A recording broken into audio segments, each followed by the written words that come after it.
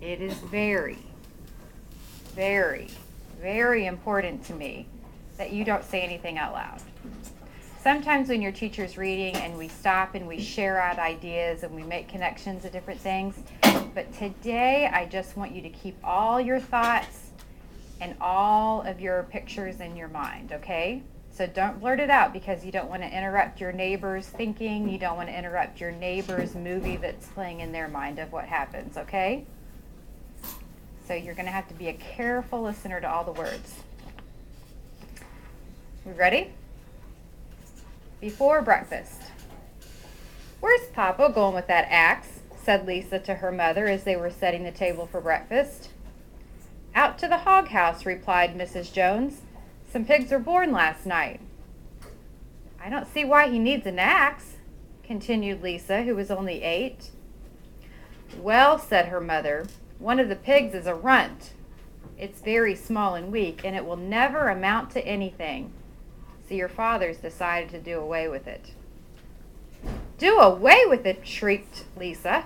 "You mean kill it? Just because it's smaller than the others?" Mrs. Jones put a pitcher of cream on the table. "Don't yell, Lisa. Your father is right. That pig would probably die anyway." Lisa pushed a chair out of the way and ran outdoors. The grass was wet and the earth smelled of springtime. Lisa's sneakers were sopped by the time she caught up with her father. "Please don't kill it," she sobbed. "It's unfair." Mr. Jones stopped walking. "Lisa," he said gently, "you will have to learn to control yourself." "Control myself?" yelled Lisa. "This is a matter of life and death, and you talk about controlling myself?" Tears ran down her cheeks, and she took a hold of the axe and tried to pull it out of her father's hand. Think about that in your mind for a minute. Everybody got their picture? In that first spot, I want you to draw a picture of what's going on. A picture of what you've got going on in your mind.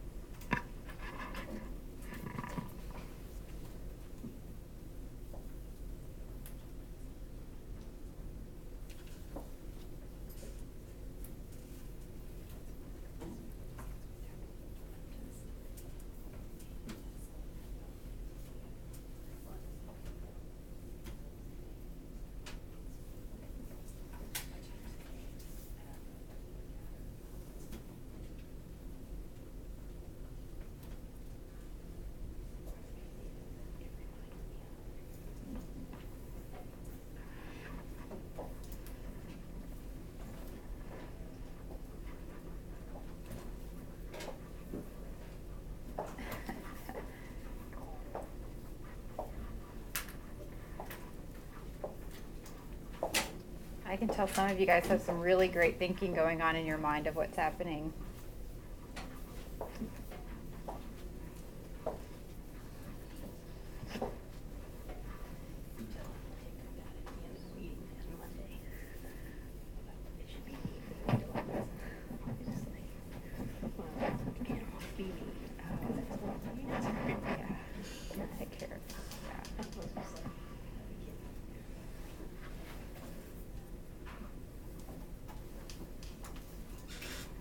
All right.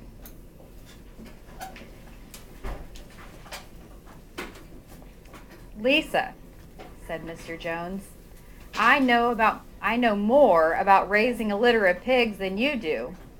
A weakling makes trouble. Now run along." "But it's unfair," cried Lisa. "The pig couldn't help being born small, could it?"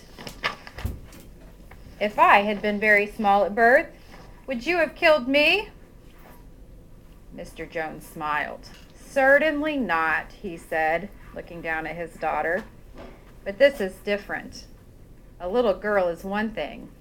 A runty little pig is another." "I see no difference," replied Lisa, still hanging on to the axe. "This is the most terrible case of injustice I've ever heard of." A weird look came over John's face. He seemed almost ready to cry himself. "All right," he said. "You go back to the house and I will bring the runt when I come in. I'll let you start it on a bottle, like a baby. Then you'll see what trouble a pig can be." When Mr. Jones returned to the house half an hour later, he carried a carton under his arm. Lisa was upstairs changing her sneakers. The kitchen table was set for breakfast, and the room smelled of coffee, bacon, damp plaster, and wood smoke from the stove. "Put it on her chair," said Mrs. Jones. Mr. Jones set the carton down at Lisa's place. Then he walked to the sink and washed his hands and dried them on a paper towel. Go ahead and draw that second image in your mind.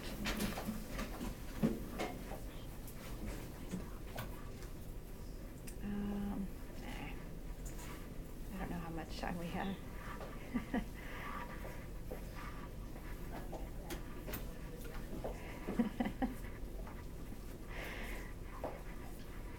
Not doing that today.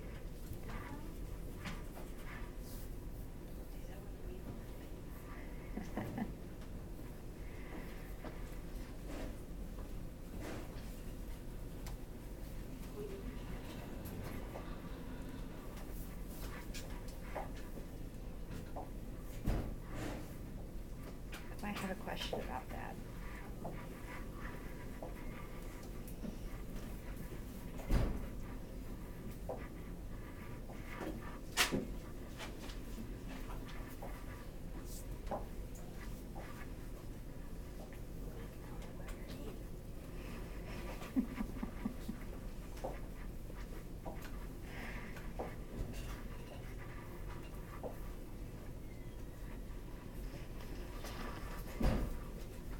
Lisa came slowly down the stairs.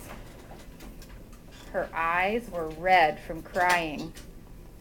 As she approached her chair, the carton wobbled, and there was a scratching noise. Lisa looked at her father, then she lifted the lid off the carton. There, inside, looking up at her, was the newborn pig. It was a white one. The morning light shone through his little ears, turning them pink. Go ahead and draw that image.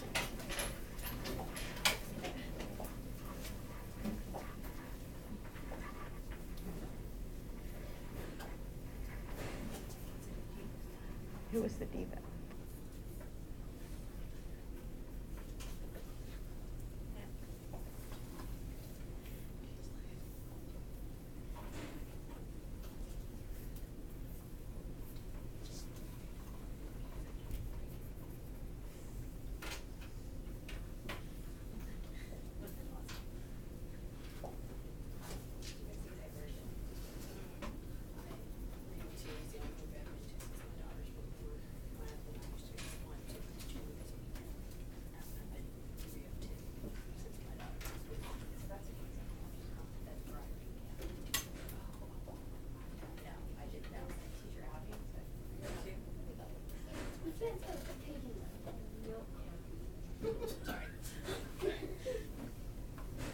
All right.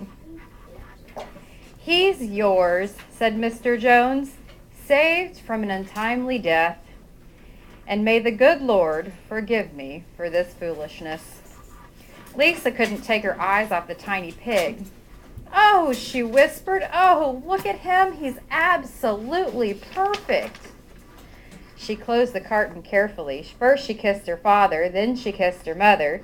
Then she opened the lid again, lifted the pig out, held it against her cheek, and this moment her brother Bobby came into the room. Bobby was 10. He was heavily armed with a plastic sword in one hand and a wooden dagger in the other. "What's that?" he demanded. "What's Lisa got?" "She's got a guest for breakfast," said Mrs. Jones. "Wash your hands and face, Bobby." "Let's see it," said Bobby, setting down his stick. "You call that miserable thing a pig? That's a fine specimen of a pig. It's no bigger than a white rat." Go ahead and draw your picture.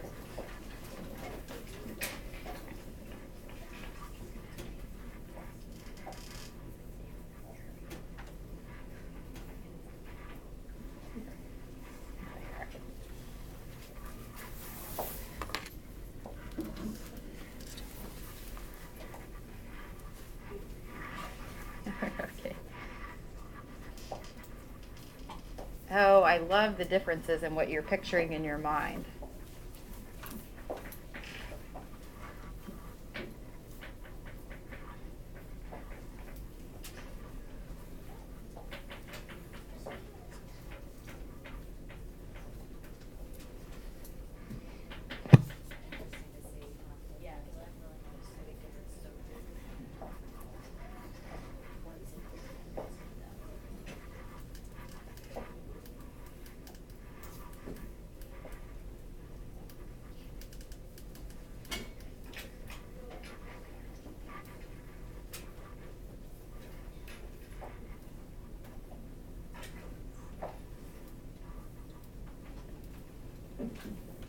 Wash up and eat your breakfast, Bobby, said his mother. The school bus will be along in half an hour. Can I have a pig too, Pop? Asked Bobby. No, I only distribute pigs to early risers, said Mr. Jones. Lisa was up at daylight trying to rid the world of injustice. As a result, she now has a pig. A small one, to be sure, but nevertheless a pig. It just shows what can happen if a person can get out of bed promptly. Let's eat. But Lisa couldn't eat until her pig had a drink of milk. Mrs. Jones found a baby's nursing bottle and a rubber nipple. She poured warm milk into the bottle, fitted the nipple over the top, and handed it to Lisa. Give him his breakfast, she said. A minute later, Lisa was seated on the floor in the corner of the kitchen with her infant between her knees, teaching it to suck from the bottle. The pig, although tiny, had a good appetite and caught on quickly. Go ahead and draw your image.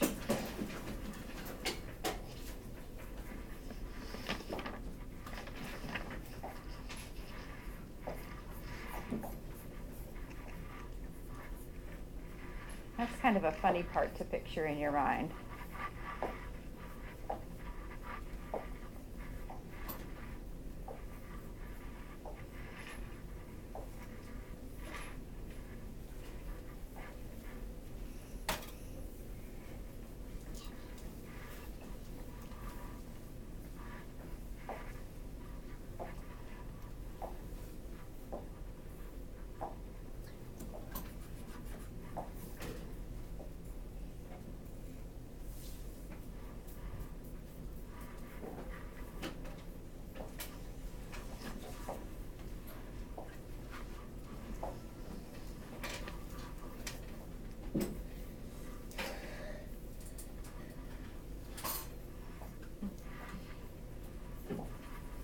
I see lots of bottles stuck in pigs' mouths.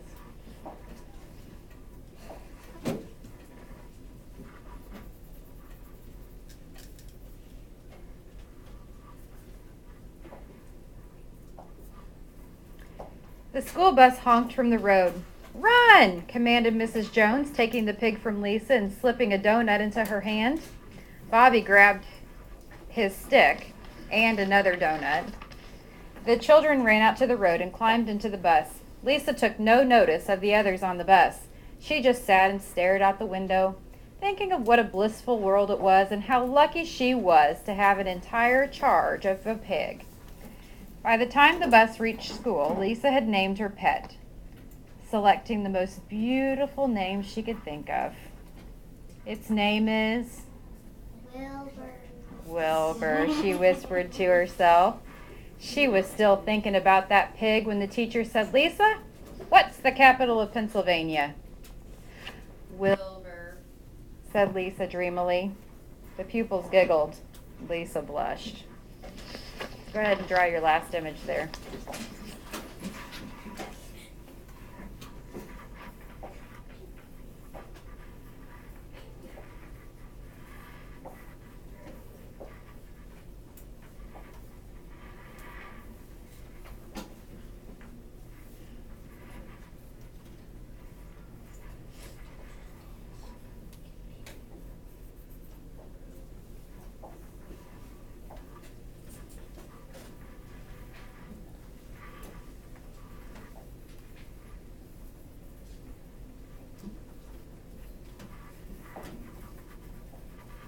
So when I walk around and I'm looking at your illustrations of the images that you've created in your mind, I'm noticing a lot of characters. So every image that you've drawn has characters.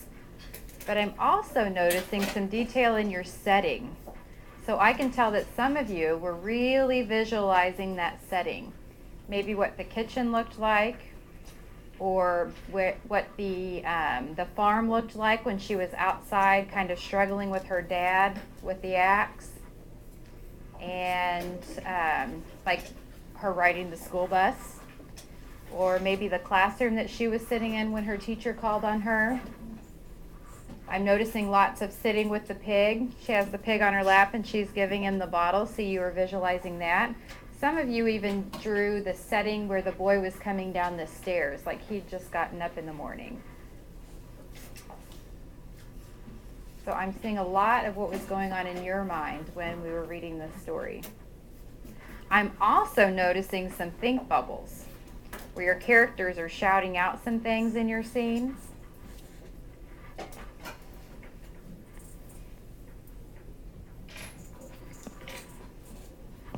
Okay, as you finish up that last drawing, I want you to really look close at your very first picture you drew. Everybody's eyes on their first picture they drew?